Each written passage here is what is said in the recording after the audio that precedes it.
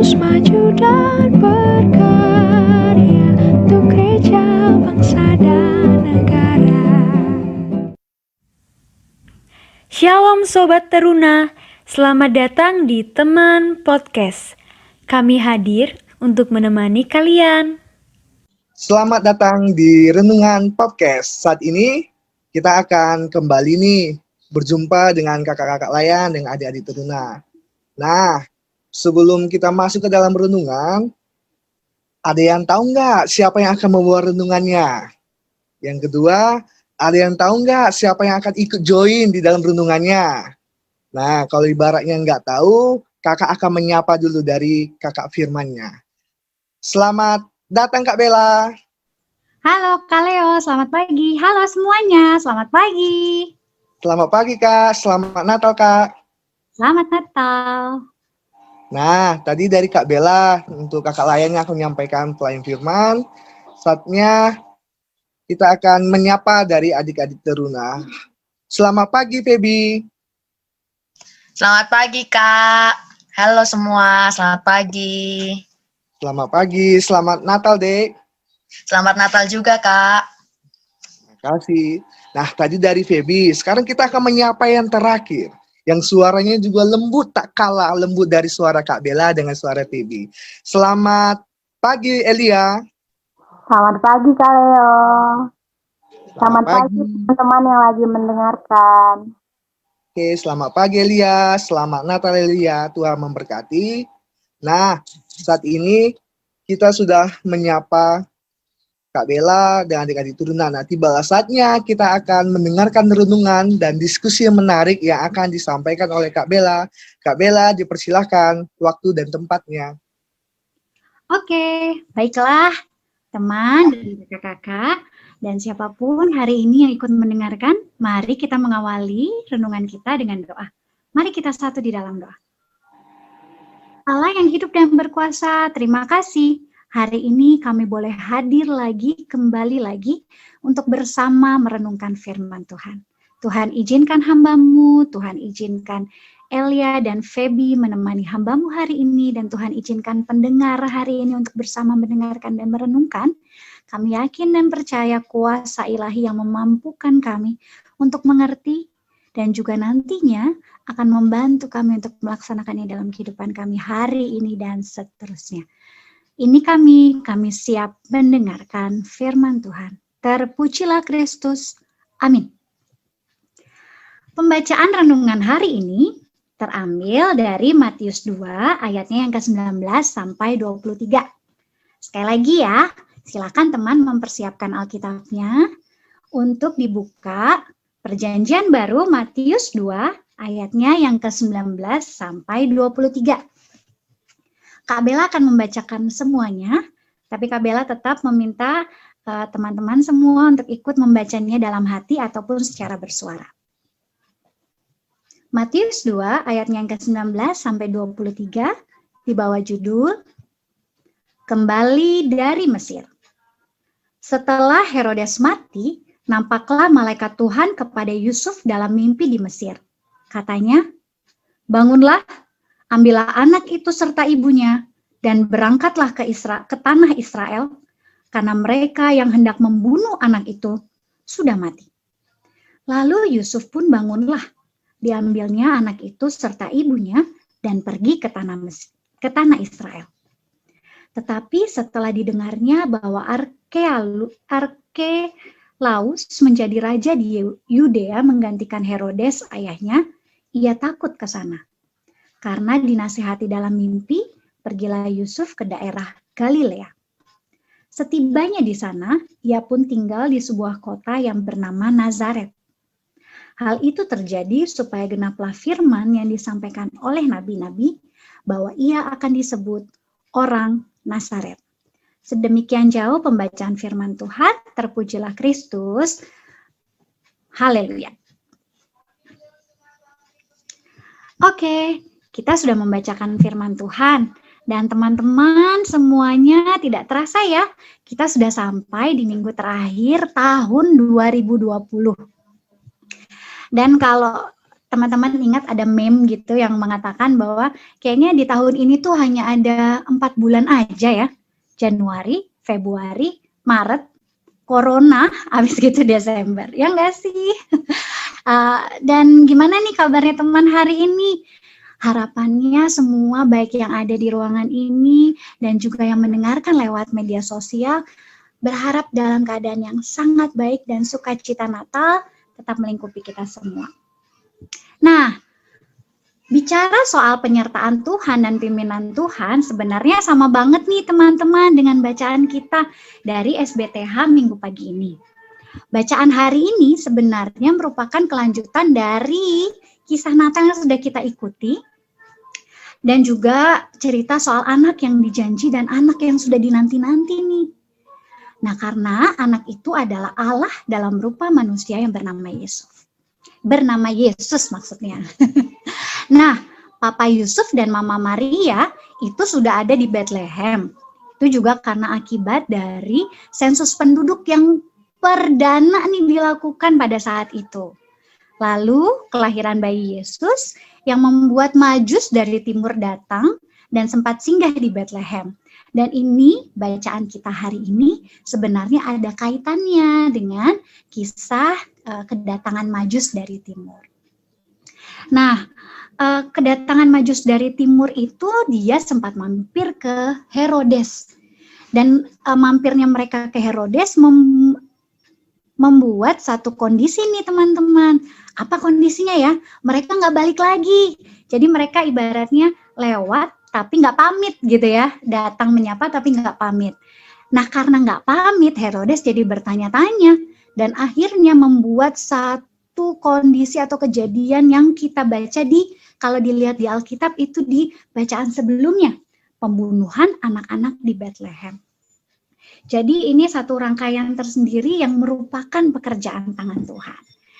Nah, berdasarkan kilas balik kisah Alkitab tadi, bacaan hari ini itu kalau kita hitung-hitung sebenarnya Maria sama Yusuf serta bayi Yesus sudah mengalami proses perpindahan kurang lebih 3 kali. Dia harus pindah-pindah nih dari Bethlehem ke Mesir, lalu mereka harus menuju ke Nazaret. Nah, karena hari ini Kak Bella ditemani oleh Kakak Feby dan juga Kakak El ya. Pertanyaan pertama nih, dan teman-teman silahkan ikut menjawab ya. Siapa di sini yang pernah ngerasain perubahan drastis dalam hidupnya?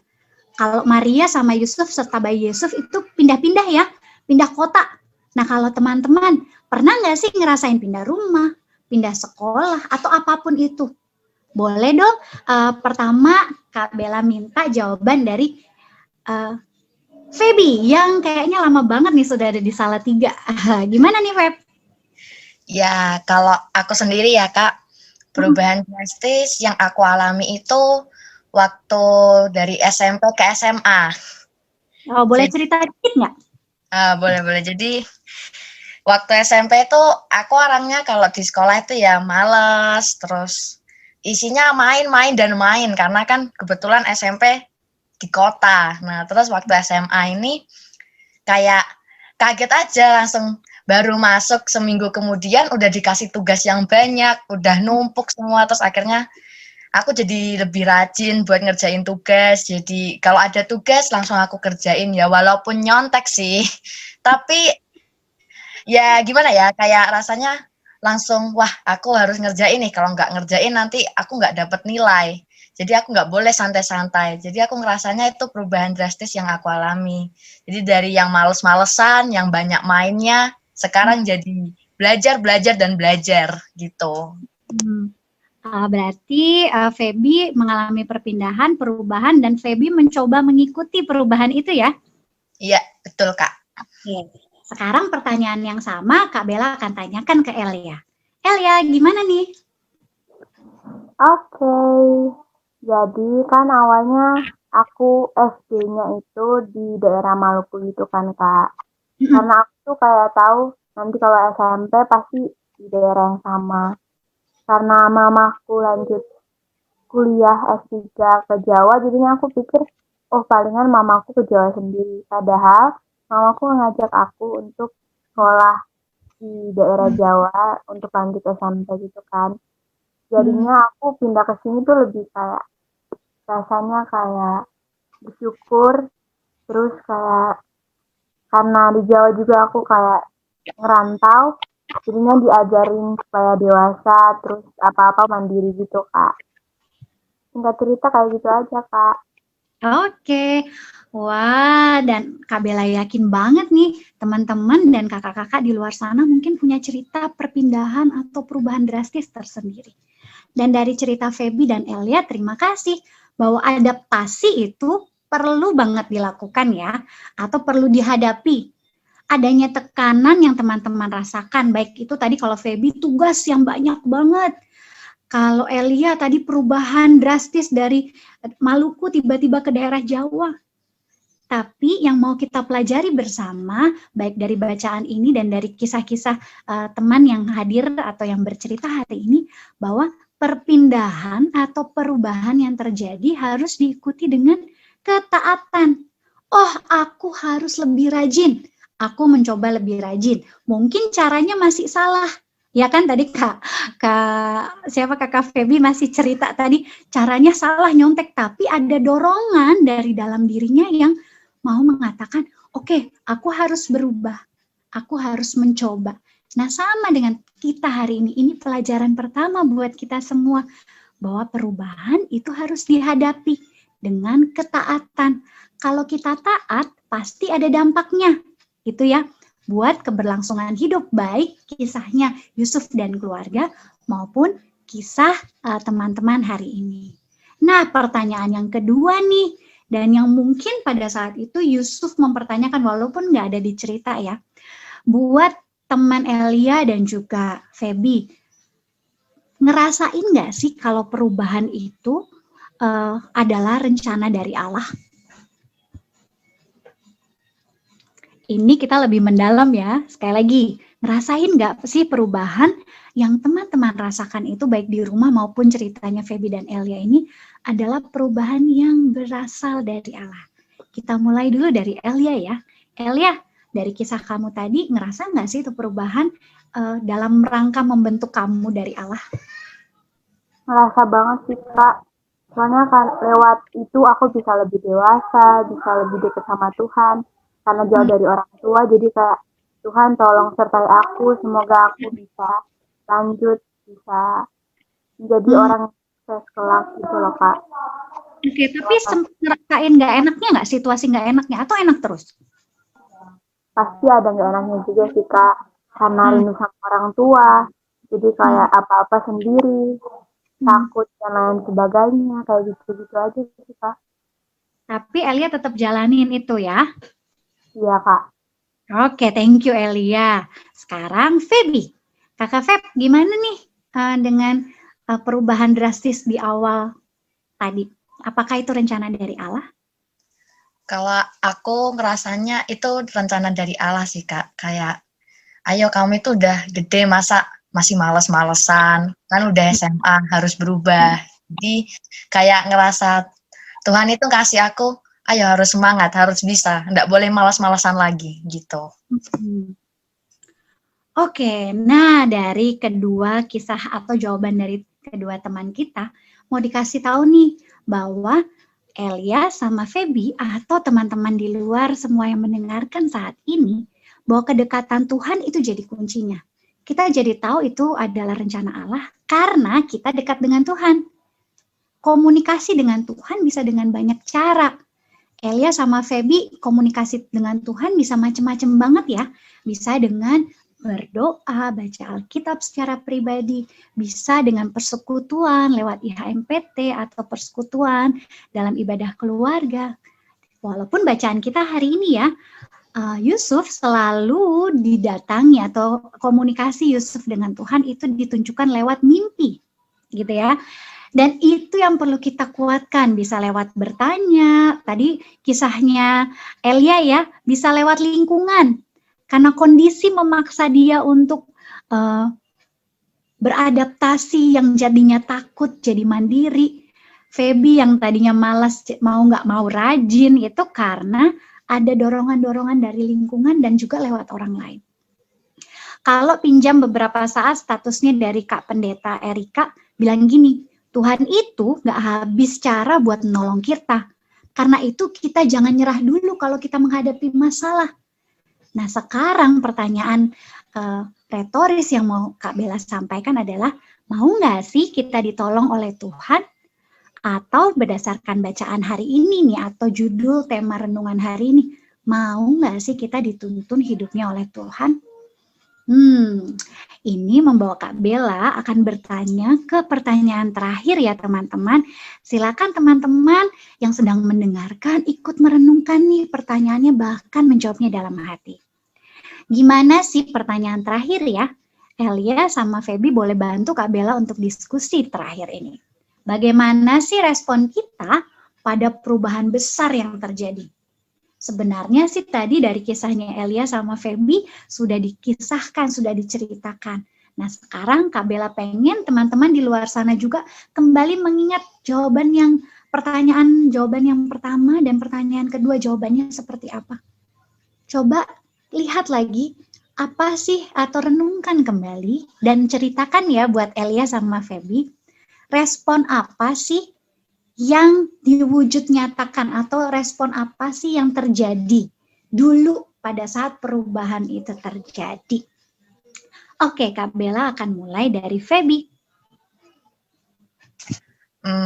Kalau aku ya dilakukan dengan tanggung jawab ya Kak. Jadi karena udah disuruh tuh, nggak disuruh sih, kayak lebih Tuhan bilang ayo jangan malas-malas, oke berarti aku harus melakukan ini dengan tanggung jawab, jadi lebih rajin dan lebih bertanggung jawab pastinya gitu Kak.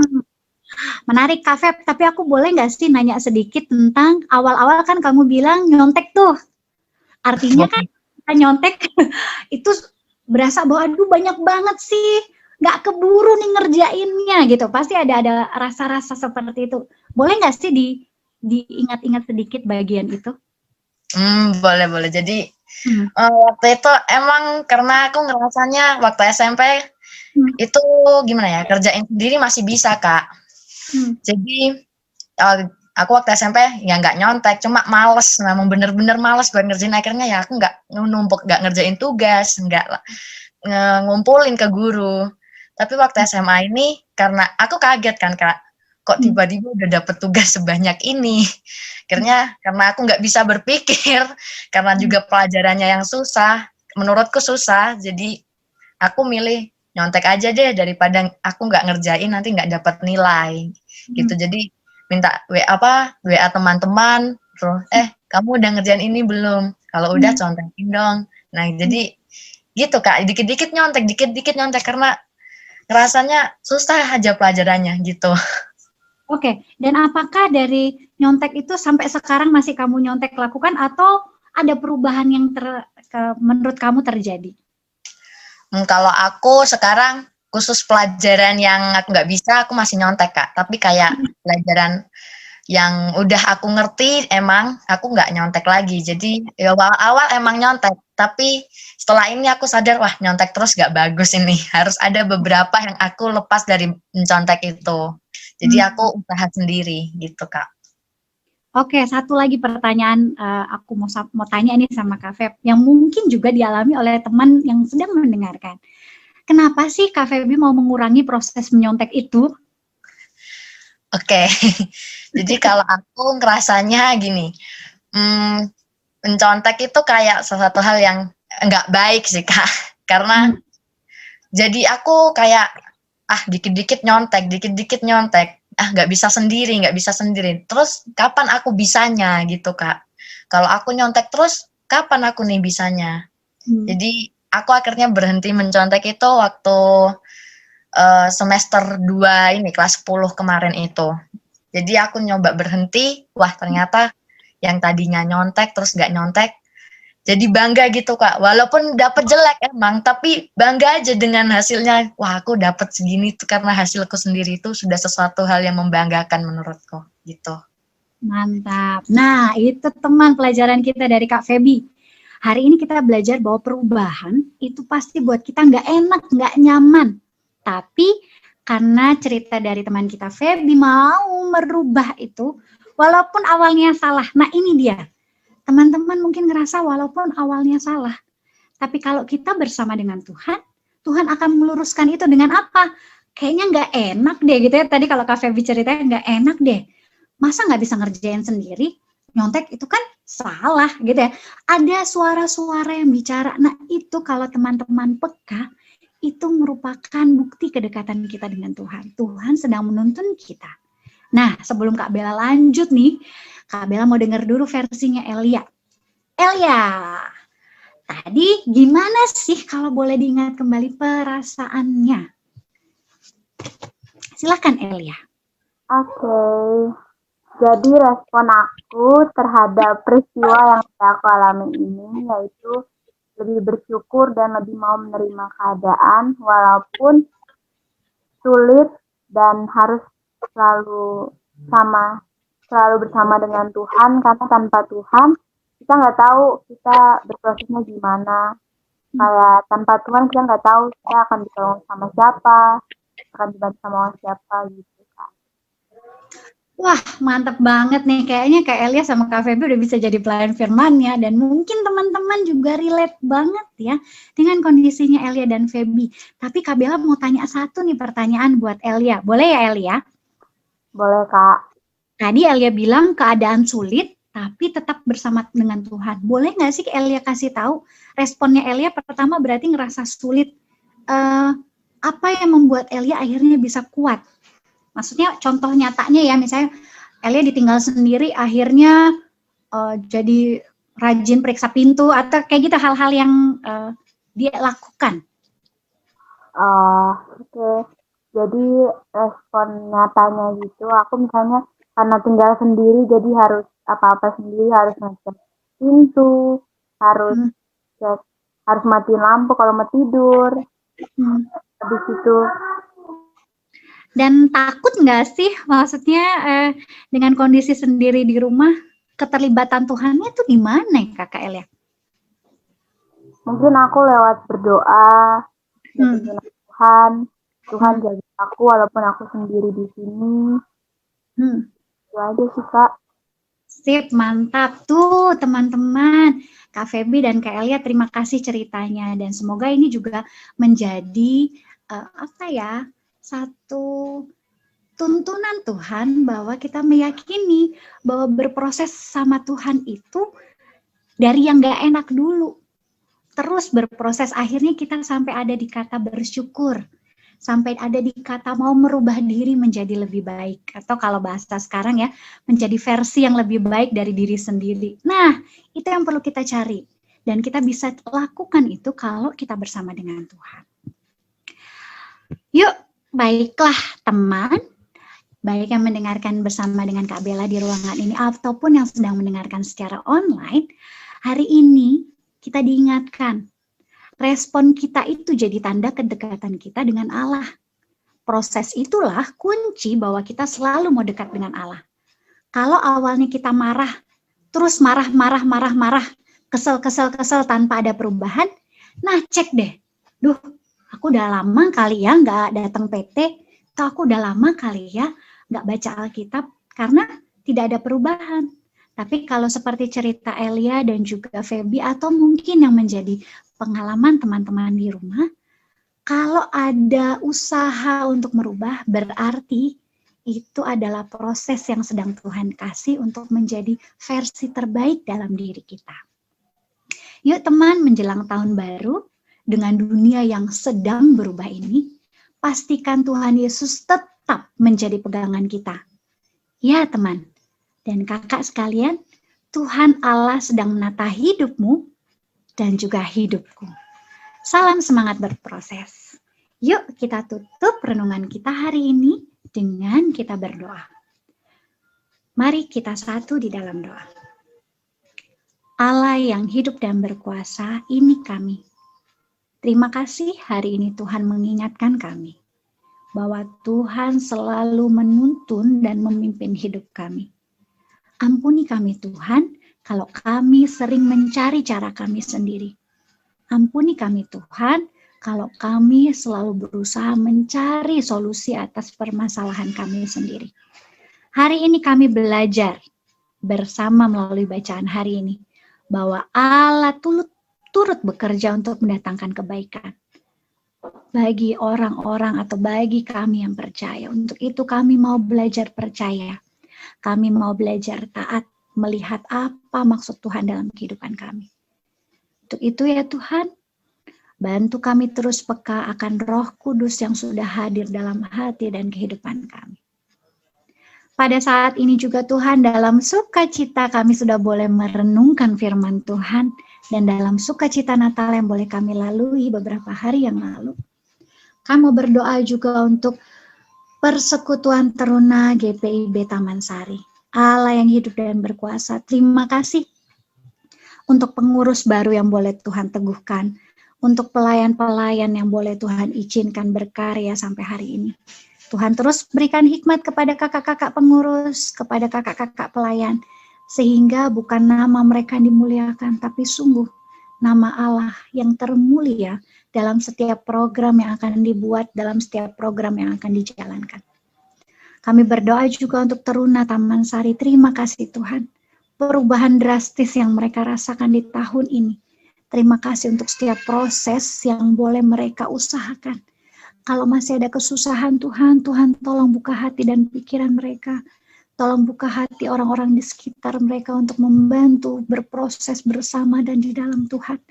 Sehingga perubahan yang dialami oleh adik-adik teruna boleh menjadi perubahan yang membuat mereka menjadi lebih baik. Menjadi lebih kenal Tuhan. Dan semakin menjadi orang yang bersyukur karena Allah adalah pusat kehidupan mereka. Kami juga mau berdoa Tuhan untuk bangsa dan negara kami ya Allah yang hidup dan berkuasa. Tuhan, lepas perubahan reshuffle yang boleh terjadi. Tuhan tolong menteri-menteri yang baru. Terima kasih untuk penyertaan Tuhan atas menteri-menteri yang lama yang sudah boleh menjalankan tugasnya. Baik mereka menjalankan tugasnya dengan baik atau ada hal-hal yang terjadi tidak sesuai kehendak Tuhan, ampuni mereka. Dan saat ini kepada pemimpin-pemimpin yang baru Tuhan, kami memohon agar Tuhan menjaga dan menyertai para pemimpin kami yang sudah terpilih dan yang baru saja terpilih. Segala hal yang sedang mereka usahakan dalam menangani khususnya virus yang sedang terjadi di Indonesia dan di dunia ini, Tuhan tolong berikan hikmat kebijaksanaan. Dan tak lupa Tuhan, kami juga mau berdoa untuk orang tua kami. Tuhan terima kasih orang tua yang boleh terus menjaga dan menyertai kami, yang bahkan sampai hari ini boleh terus sabar mendampingi menjelang tahun yang baru. Tuhan, pergumulan mereka atas pekerjaan, pergumulan mereka atas sakit penyakit, pergumulan orang tua kami atas banyak hal yang mungkin kami tidak pahami. Tuhan tolong sertai orang tua kami. Biar mereka dalam masa tuanya tetap menjadikan Tuhan yang utama dan terutama. Terima kasih banyak Tuhan. Ini seru dan doa kami. Dan kami yakin dan percaya bahwa Tuhan akan memampukan kami menjalankan hari ini dalam pimpinan penyertaan Tuhan. Di dalam nama Tuhan Yesus yang akan menyempurnakan doa yang kami naikkan ini. Di dalam nama Tuhan Yesus yang sudah mengajar kami berdoa. Bapa kami yang di sorga, dikuduskanlah namamu. Datanglah kerajaanmu, jadilah kehendakmu di bumi seperti di sorga.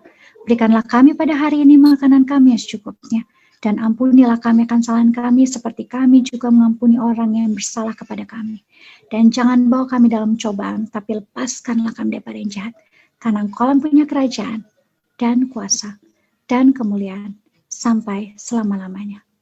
Amin. Renungan kita hari ini sudah selesai. Terima kasih. Biarlah kasih karunia dari Tuhan boleh menyertai kita sekarang, dari saat ini dan seterusnya. Sampai bertemu lagi di podcast teman minggu depan. Dadah, terima kasih Kakak Feby, terima kasih Kakak Elia, selamat hari Minggu. Terima kasih Kak Bella, terima kasih Baby, terima kasih Elia, selamat hari Minggu, selamat Natal, dan selamat menyongsong tahun baru. Yeay. Yeay. Dadah semua. Dadah.